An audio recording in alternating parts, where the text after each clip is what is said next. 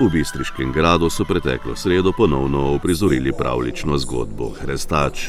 Po predstavi so za otroke izvedli še ustvarjalno delavnico.